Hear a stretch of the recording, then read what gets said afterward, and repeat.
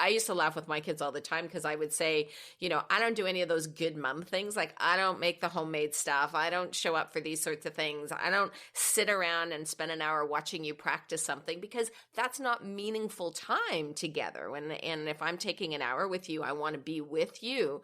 And so that made me, sometimes my kids would say, but all the other parents do it, Mom.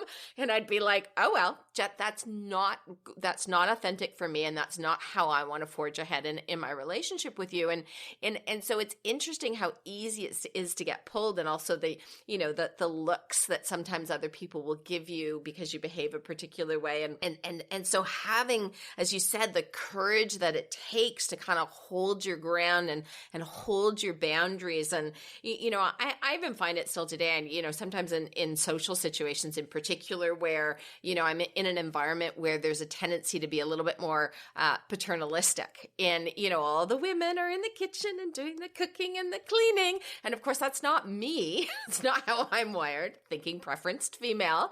I want to be hanging out, having conversation. And I always look at it and go, well, why don't the men have to do any of that? And so it's like, so do I go just to conform, or do I, how do I show up in my authentic self in a way that's going to work going forward? And so these are the challenges that we're always faced with because of that voice that is like, well, you have to play the role of the good spouse or the good girl or the, all of those things.